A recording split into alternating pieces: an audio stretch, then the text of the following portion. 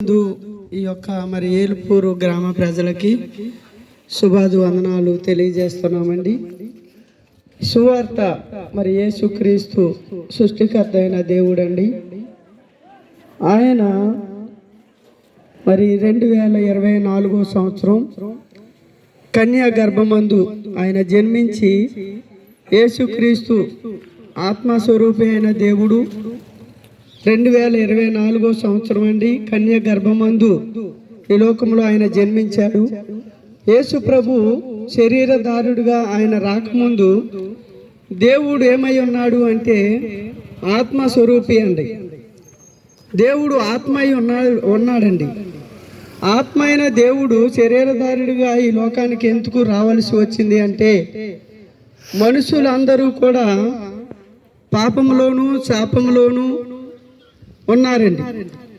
వారిని విడిపించి రక్షించడానికి యేసుక్రీస్తు కన్యా గర్భమందు జన్మించారండి.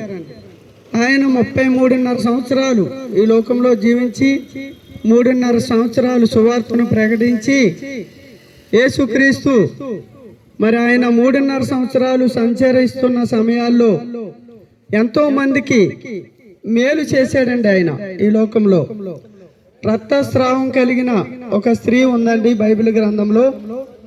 ఆమె 12 సంవత్సరాల నుండి మరి తన కలిగిన వ్యాధిని బట్టి ఎంతో మంది వైద్యులను ఆశ్రయించిందండి. ఎంతో ద్రవ్యము ఖర్చు పెట్టింది, కానీ ఆమె వ్యాధి తగ్గల. ద్రవ్యం అంతా దానికి ఉన్న ఆస్తి అంతా అయిపోయింది, కానీ వ్యాధి మాత్రం తగ్గలేదండి. యేసు ప్రభు ఆ గ్రామంలో వెళ్తున్నప్పుడు ఆమె విన్నది, విశ్వాసం ఉంచింది. యేసు ప్రభు బాగు చేస్తారంట. ఆయన పక్షవాయు గల వారిని బాగు చేశాడు, గుడ్డి వారికి చూపునిచ్చాడు, కుంటువారిని నడిపించాడు, మోగవారికి మాటనిచ్చాడు అని ఆమె విన్నది.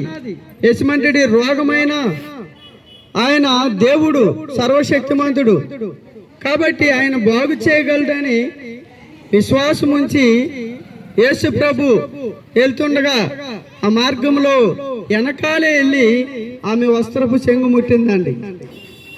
ఆమె బాగుపడ్డది. ఎమ్మటే ఆయనలో నుండి ప్రభావం వెళ్ళి ఆమెకు తాకిందని వాక్యం చదివిస్తుంది. యేసు ప్రభు ఆయన ముందును చూసుకుంటూ వెళ్తున్నారు, వెనకాల వచ్చి ఆమె వస్త్రపు చెంగు ముట్టింది. జనసమూహము మీద పడుతూ ఉన్నారు.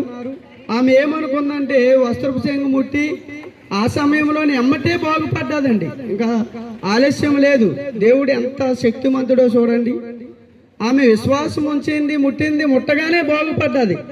ఇది ఎవరికి తెలియదు, యేసు ప్రభు తప్ప కూడా ఉన్నవారికి ఎవరికి తెలియదు. యేసు ప్రభు కూడా వెనకాలని చూడలేదు. వెనకాల ఉంది, ఆమె వెనకాల వచ్చి ముట్టింది. అది యేసు ప్రభు చూసి ఎవరు నా వస్త్రపు చెంగు ముట్టారు అని అంటే శిష్యులు అన్నారు కదా, ప్రభువా మరి జనసమూహం నీ మీద పడుతున్నారు, ఎవరో ముట్టారు అంటారేంటి అని అంటే ఆమె గడగడ వణుకుపోతూ అయ్యా ప్రభువా నేనే ముట్టాను అని ఇలాగా 12 సంవత్సరాల నుండి బాధపడుతున్నాను వ్యాధితో, కనుక ఆమె వస్త్రపు చెంగు ముట్టిన క్షణమునే నేను బాగుపడ్డాను ప్రభు అని వణుకుతూ యేసు ప్రభు ఎదుట నిలబడి సాక్ష్యం చెప్తుందండి.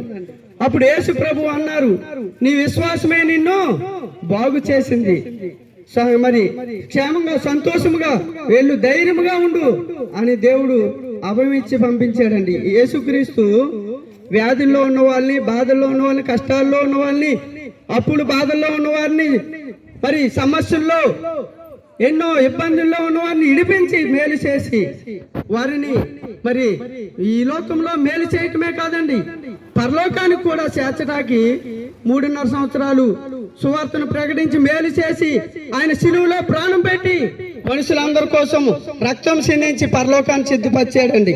యేసుక్రీస్తునందు విశ్వాసం ఉంచండి, మీరు మీ ఇంటి వారు రక్షించబడతారు, మేలులు పొందుకుంటారండి. అట్టి భాగ్యము దేవుడు మీకు అనుగ్రహించును గాక. మహోన్నతుడా, సర్వోన్నతుడా, సర్వాధికారి, సర్వ సృష్టికర్త, సర్వాంతర్యామి, పూజనీయుడ, పూజింపదగిన వాడ, మహాగణుడ, అద్వితీయ సత్యదేవా, నీకే స్తుతులు, స్తోత్రాలు, వందనాలు ప్రభువా. నాయన ఇదిగో నా ప్రభా మరొకసారి ఈ ఏలుపురి గ్రామాన్ని ప్రేమించి నాయన సువార్త చేయడానికి నీ కృపను అనుగ్రహించు. సర్వ సృష్టికి వెళ్ళి సువార్తను ప్రకటించుడని ప్రభా నీ వాక్కు చదివిస్తుంది నాయన. నీ మాట చొప్పున నీ పిలుపు చొప్పున ప్రభా నాయన ఇగో మేము వచ్చి ప్రభా నీ వీకి నిలబడి ప్రభా నాయన ఇంతవరకు నీ అమూల్యమైన మాటలు ఇగో మీ దాసుల ద్వారా నిలబెట్టుకుని మాట్లాడిన ప్రతి మాటను బట్టి నీకు స్తోత్రాలు. నిజమే నాయన 12 సంవత్సరాల నుంచి ప్రభా రక్తస్రావంతో ప్రభా మీ ఎంతగానో బాధపడుచుంది నాయన. అయ్యా నా తండ్రి ఇగో ప్రభు ఎవరో చెప్పుకుంటూ విని వచ్చి ప్రభు నీ వస్త్రపు ముట్టగానే ప్రభా ఆమె స్వస్థత పొందిన ఆయన. దేవాని స్తోత్రాలు. ఇదిగోనైనా ఆ పరిస్థితుల్లో ప్రభా ఆమె నువ్వు బాగు చేసిన దేవానికి స్తోత్రాలు. నా మహిమేలుందని చెప్తున్నా దేవా. ఈ సమయం అందు నా ప్రభు ప్రకటించిన ప్రతి మాటను కూడా నాయన ఎవరికి ప్రభా నా తండ్రి నాయన నువ్వు దర్శించిన నువ్వు ఆకర్షించిన ఓ ప్రభా ఏ పరిస్థితుల్లో ప్రభా కుంగి ఉన్నారో నీ పిల్లలు నువ్వు దర్శించి ఆకర్షించి రక్షించమని. అయ్యా నా తండ్రి నీ స్తోత్రాలు. హృదయం అని తలుపు నద్దుని నేను తట్టుచున్నాను. ఎవరైతే తలుపు తీస్తారో వారిలోనికి నేను వెళ్తానని వాక్కు చదివిస్తుంది ఆయన. అలాగే ప్రభా ఎవరైతే ప్రభా ఆశపడి ప్రభా మాట విన్న వారిని ప్రభా నువ్వు దర్శించమని ఆకర్షించమని. ఈ మాటలు ప్రభు మేము చెప్పి వెళ్ళొచ్చు కానీ ఈ మాటలు కార్యరూపం దాలుస్తాయని మేము నమ్ముచున్నాం ప్రభా. నీ ఆశ్చర్యకార్యాన్ని అభివృద్ధి కార్యాలు ప్రభు ఇక్కడ జరిగించమని ప్రభు నీ నామానికి మహిమ తెచ్చుకోమని.